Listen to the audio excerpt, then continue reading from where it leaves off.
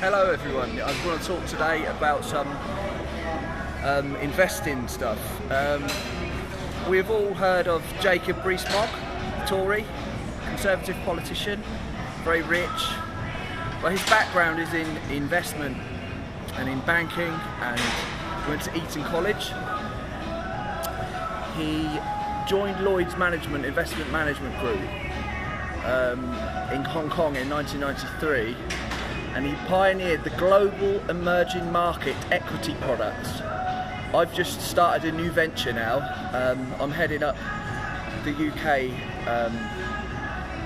side of this business into investing in a pot of cryptos. Now, diversification is the most important thing that you can do when you're investing, because if you're in one or two cryptocurrencies, you're putting all your eggs in one basket.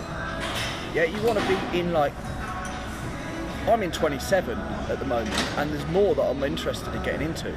But when you have a bad day in one, you could be having a great day in another, so your overall portfolio doesn't go down. So yeah, diversification is the key thing, and not just in one type of product. So not just in cryptocurrency, you know, in stocks and indices, like the big markets, the big indice markets, the Nasdaq 100, the S&P 500 or the SPX 500, the Dow Jones Industrial Average, which is the US stock market, and yeah, the US stock market's still the biggest, and the rest of the world's markets really all correlated to it. But yeah, Jacob Rees-Mogg, my father actually said that he's a complete knob. He doesn't really appeal to the man in the street, you know, because he's from a completely different background. But I don't really care about his politics or anything like that when I read about his history in investing, because I do the same as what he does, and I didn't know that I was doing it. So I read that he does this. What he does is, when there's blood on the streets, when the markets are crashing and the arse is falling out of the markets, everyone's running for the doors, selling, panicking, thinking their money's going to oblivion. What does Jacob Rees-Mogg do? He buys. That's when he buys. When the markets are, the arse is falling out of the markets and the blood on the streets, they're right at the bottom. And he's convinced that the opportunities lie in the emerging markets. Well, what is cryptocurrency and blockchain if it's not an emerging market? It's the greatest emerging market that's ever been in history. It's a fantastic opportunity for millennials and these young people to get involved in. It's like a miracle for young people, and people don't understand that there's this miracle for young people who are willing to spend a little bit of time and money investing. There's this thing there that's for them, that's built ideally for them. You know, the market cap, I can't tell you it's going to do this or it's going to do that, but the chances of it doing it, in my eyes, are high. I've got to tone down my language a little bit. I can't be like telling you it's going to do this. The market's going to go up and it's going to make you this amount of money and X amount of money if you put this amount of money in. I can't do any of that. I can't tell you any of that. What I can tell you though is there's a chance and an opportunity there, because of the technology and the background work that's going into these projects.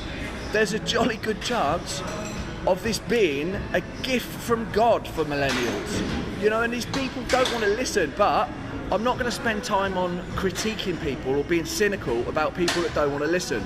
So I want to just talk a bit more about Jacob Rees-Mogg. Yeah, guy who I thought was a complete and utter moron. He thinks that it's the emerging markets where we're going to have all the fun. The economic success in the past 200 years has always come from emerging markets. So your technology, your emerging pharmaceutical markets, things like that. Obviously gold and silver are always going to be there. They're always going to do well, these metals. But these emerging markets, biotech's another emerging market. Now he's into emerging markets without crypto. So, you know, if he knew about crypto as well, he'd be well excited. So yeah, the growth can be staggeringly high in percentage in the early days, like it was in crypto in 2017. growth was phenomenal, absolutely incredible if you had a little bit, but it's not been too bad this year if you've been in the right projects. Like I was reading back in April about price to earnings ratio on certain DeFi, decentralized finance cryptos, and I put like 200 quid in here, £100 there, £500 here. Some of them were returning multiple thousands of pounds. There was one I had in quite a big cap, Link, 3,000, and 2 months time that was 12,000, and then there was another one that I put in only 200, and then it was 3,200 within a couple of months. And like, if you're diversified into lots of these, it's a no-brainer, and it's a no-brainer.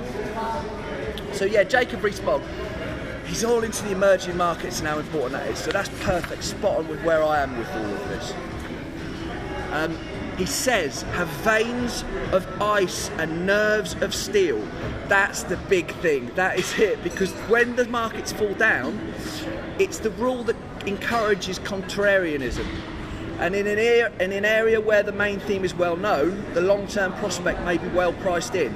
However, investor sentiment waxes and wanes. It can be moved by matters that have nothing to do with economic fundamentals.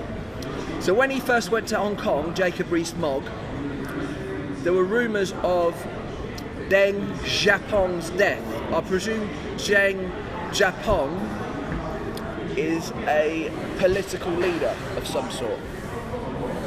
Without researching, that's what I think he must be. But each time the news provided a buying opportunity until his actual death when the market did not move.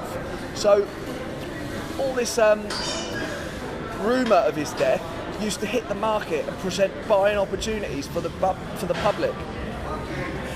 So the same principle applied when relations between China, Taiwan, or those between North Korea and South Korea have been tense.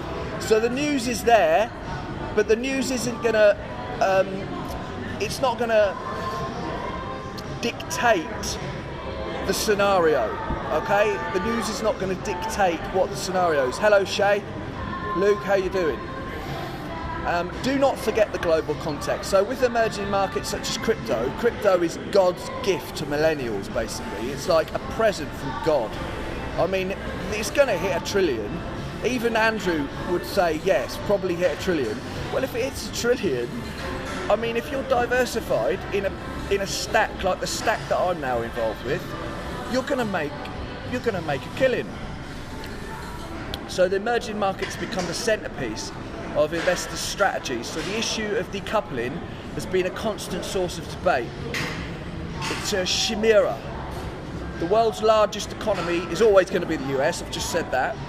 As was shown in 2008, when it went under strain, it hits the emerging markets, but it presents a fabulous buying opportunity because these markets go down. It's like in crypto, when Bitcoin goes down, the others go down even more. So you get bargains. That's when you get the bargains. And when you buy low, you can put £500 in, and then maybe in 2 years later, that £500 is £15,000. So that's a nice one. That'll pay for a holiday. It'll pay for the school kids' trip to Lakeside or skiing or wherever they're going. The wise investor in emerging markets must keep an eye out for events in mature ones. Yeah, so I'm always got my eyes on the Nasdaq 100 index and the S&P.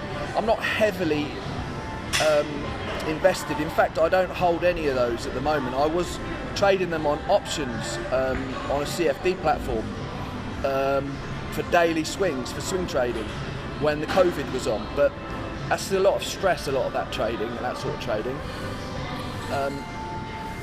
So Jacob says over the years he's known people in emerging markets of such times of crisis only to miss out on ensuing years because they're not in the market. That's what he's trying to say is, he says people are worried when the mainstream media news come out and these emerging markets go down and then they're out of the market and they miss the opportunity. Hook, line and sinker, they've missed out on this buying opportunity. So, don't let the big picture distract you from the detail. The toad beneath the harrow knows exactly where each tooth point goes. The butterfly upon the road preaches contentment to that toad. That's by Rudyard Kipling. Right, the investor needs to know his position relative to others in the market. That's important. So it's important to get the macro and the micro decisions right, the bigger picture and the smaller picture. Know and accept the limitations of any analysis. Like, I can't do a load of technical analysis and post a video on YouTube and tell you that it's going to do this, it's going to do that. All that it does is gives me a probability. You know, it gives me better probability of what the market's going to do. You know, there's only so much you can use technical analysis as an aid, as a guide.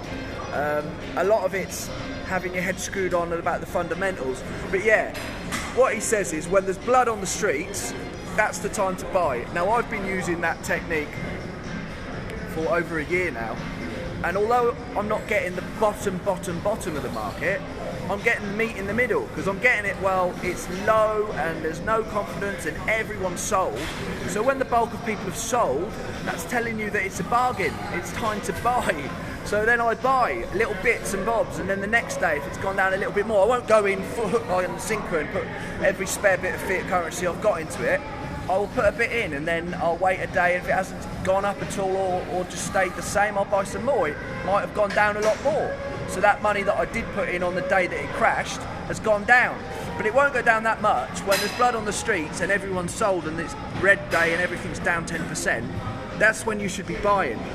Back your own judgment, he says. When a decision needs to be made or an idea is formed, act swiftly. Yeah, don't ponder on things too much. I find that my best trades have been ones that I haven't thought about too long. I've just spotted it, thought that's a bargain, go for it, you know. So don't procrastinate. You can't procrastinate on trading or investing even. Be diligent and know more than the competition. So it's important. Market participants tend to have short memories. For example, in the United Kingdom, property bubbles in the late 80s, and again 20 years later, people forget about these property bubbles. We're in a property investment bear market at the moment, but it's not the time to buy. It's not blood on the streets time, it's gone down, it's time to buy. We're at a stage now where people who have just bought are going negative equity because property has topped out, and it's fallen a lot in London. A friend of mine, well, a great YouTuber, famous YouTuber, Alessio Rastani, bought a property in London, or is looking at a property in Blackheath, where I used to do all my athletics growing up. Blackheath were the best club, the athletic club in London. They had some phenomenal athletes. I mean, Dwayne Chambers, he was at Belgrave Harriers, but he used to scare the living daylight shit out of me, Dwayne Chambers, because of the sheer size of him. The 100 metre, I didn't go near the 100 metre runners. They were built like brick shit houses. Yeah, so Dwayne used to turn up every week and win the 100 metres, and I used to do 4x400 metres, and Blackheath was where all the top athletes used to be from. So Alessio Rastani looked at a house there, £450,000. He's single like me, in his 40s, no kids. So he's looking at this house for 450 grand. And in fact, a lot of my associates now are similar to myself, in their 40s, not married, no children, no commitment, and yeah, they're some of my favourite people. Alessio Rastani, my friend Scotty in Thailand, he's the same. He's about 40, no kids, no marriage, no commitment. I think he was once married. There's Alessio. There's others. There's loads of others. That don't have kids, not married, not committed, and still with all these choices that they can make in the future. So that's the position I'm in. And yeah, so Alessio was going to buy this house at 450. 6 months later, 375. That's huge. That's a huge £75,000 less. In a few months, it had gone down. So the real estate market in the London, the shit's hit the fan now. It's falling. Do excuse my language, to be more professional. It's about the third time I've sworn. But you excuse my French. But yeah, I'm just using it to emphasise my point. I'm not swearing at anybody or being rude to anybody. I'm just saying, look. Yeah, the property market in London, and I mean London's the barometer, especially if you're in the southeast. If the London property prices are playing about like that, be warned, you know, that sort of stuff is going to come, and it's going to spread out. So be mindful of that. Always. Property as well, with your interest payments, it's not always the best investment unless you're buying it outright. If you're buying a whole property outright, then that's a bit different. But if you're buying it on a mortgage and interest payments, you're paying a lot more than what you think you're making at the end of it, or what the property you think you're buying it for. Most of what you're paying is interest, not most, but a lot. So yeah, be diligent, know your competition. Yeah, I'm involved now in this product, and it's a great product. We've got a competitive, what do we call it? It's where you buy into it. It's an investment fund. So when you buy on Coinbase, you've got fees to pay for all your trades. This is more of an investment, an ETF, where you invest, you forget about it for 2 or 3 years. You've paid that fund fee,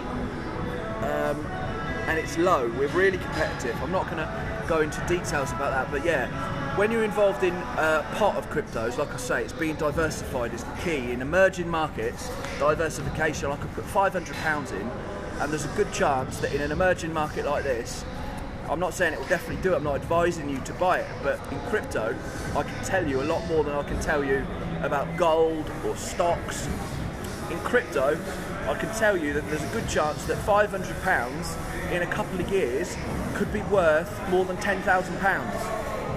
If you put it in, forget about it, and then I'll get in touch with you when the market's like about to top, so you get the meat in the middle. What I found really interesting about Jacob was what he said about nerves of steel, veins of ice and nerves of steel. I don't like his political stuff, but I don't care about that really. Politics is politics, you know. I'm only a little fish really. I've got one vote, and it ain't going to make a lot of difference what I vote or what I believe in. So I'm more interested in what he does in his day job, and what he does is encouraging, because I've used his tactics that he's used successfully for many years without knowing it. So I read that he does all this stuff, and it's what I've been doing, buying when the arse is falling out of the market, when there's panic, and there's panic. I'm looking at my portfolio, and it's gone from 40 grand down to about 26 in a couple of hours. That's when I'm buying. You know, when I should be worried, when I should be crapping myself, that's when I'm buying. Yeah, most people be like, they would lose their bottle, they'd sell up. That's when I buy, and then within a month or two, I'm back up to 40k again, and back up beyond that. So yeah, I just wanted to share that with you today. I'll be coming back with regular videos and updates about this thing, because, as I say, cryptocurrency and blockchain technology is a gift from God for millennials. And if you don't want to listen for your kids' sake, at least give them the option to listen, because this is not going away. This is growing, and this is something special. And I'm not saying it because I'm trying to sell you something. I'm telling you because I'm trying to share something really special with you. So enjoy the rest of your day, folks.